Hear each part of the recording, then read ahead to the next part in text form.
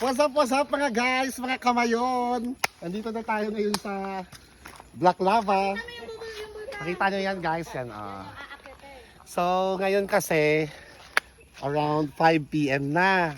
So medyo late na kami.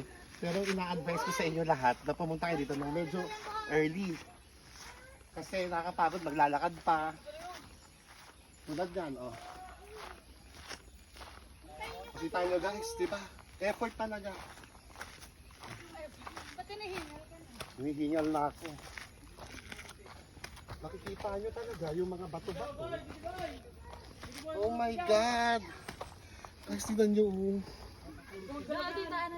Diba? Travel at your own risk. Kailangan, kung hanggat maaari, magsuot kayo ng mga rubber shoes.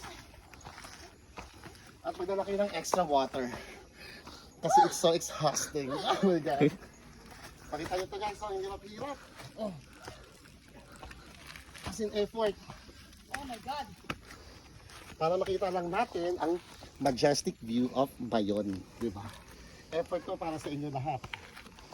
Para at least kung pupunta kayo dito, may idea na kayo kung anong mga emote. Ayun. Ay. Mukha siyang matibay kasi hiningal ako, sorry. Kasi made of mga bato talaga siya. Ah! Oh my God.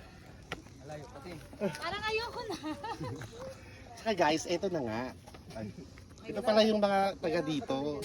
Hello naman kayo. Hello po. Hello. Ang sasarap ng mga Bicolano. Parang ayoko nang umuwi.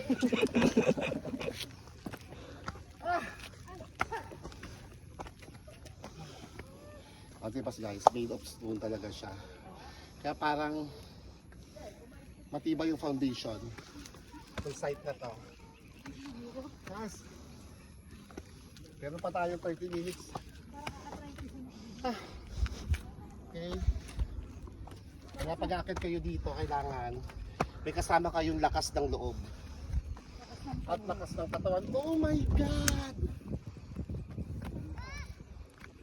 Guys, kakaiba. Parang naipon yung mga bato dito. Ito ba na itsura nito? Parang may pagka-creepy. Pero at the same time, it's fantastic. Oh my God. Ang ganda.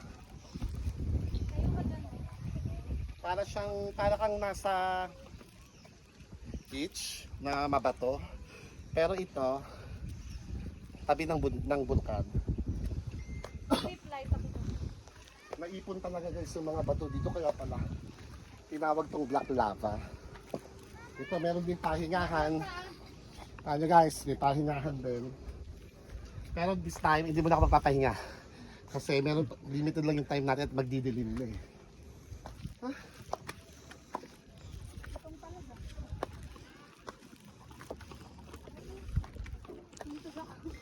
Gusto ko makikita nyo, naka-record ba yun? Parang naipon yung mga bato na binuga na galing sa Bayon. Guys, we are so very lucky kasi not all the time magpapakita si Bayon. Pero this time pinagbigyan niya ako. Thank you so much. Mapipakapag-picture ako sa kanya. Kasi ano yung bagyo nun, madalas dito maulap, pero this time makikita natin ang magagandang view.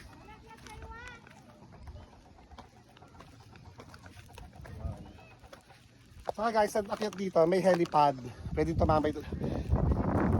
Iikot mo at makikita mo yung view ng Legazpi City. Yan. May mga naglalakad. Ano lang naman siya guys, mga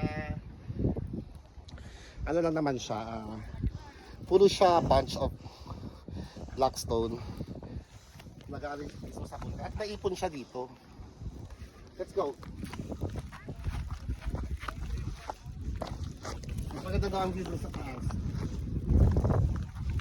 Pero guys, kahit medyo challenge kayo sa paghinga like me, medyo high blood, fresh air dito guys. Makakahinga ka na walang mga pollution. Oh my God, napakaswerte natin guys kasi we are so very lucky to witness the view of Mayon with lesser clouds.